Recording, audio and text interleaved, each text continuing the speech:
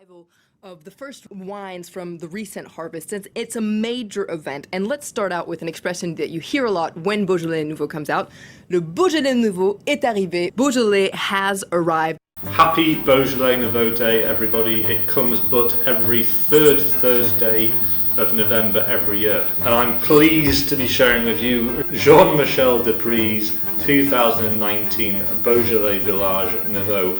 Whew, as if that wasn't a bit of a tongue twister. So a little bit about Jean-Michel Dupré. He is himself a second generation winemaker. His daughter Cindy is set to take over from him at the winery. They exist in the town of Beaujolais, which is the village which gives its name to the greater region of Beaujolais. So what is Beaujolais for starters, I hear you ask? Beaujolais is a region that sits just south of Burgundy. In fact, once upon a time it had a lot more in common with Burgundy. The grape Gamay, which grows throughout Beaujolais and lends itself to making their fantastic wines, once itself grew in Burgundy until the 14th century, when Philip Bold, the Duke of Burgundy, banished it, saying that it was bad for people's health and whatnot. But to this day it exists in Beaujolais itself, and we enjoy the light, fruity red wines that it produces, and you can get all manner of styles, from the very, very light and youthful and fresh Beaujolais Nouveau all the way to ambitious producers that are making very, very high-end Beaujolais that are somewhat reminiscent of Burgundies themselves. So without further ado, let's pop the cork on this one. Monsieur, do us a favour, mate.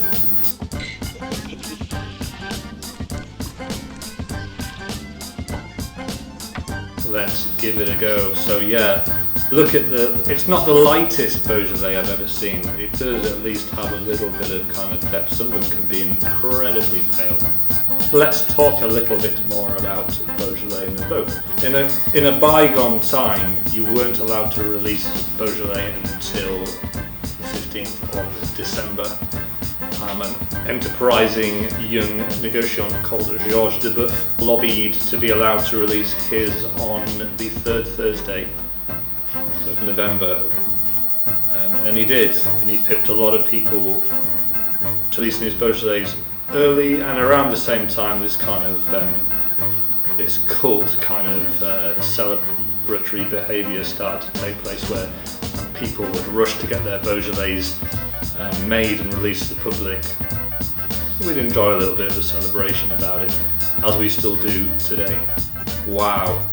So on the nose I'm getting some lovely floral aromas. It's got a sweet almond, rose petal, kind of blackcurrant leaf nose, but then you get this full on frontal attack of cherries and strawberries. It's beautiful. It's so fresh and so lively.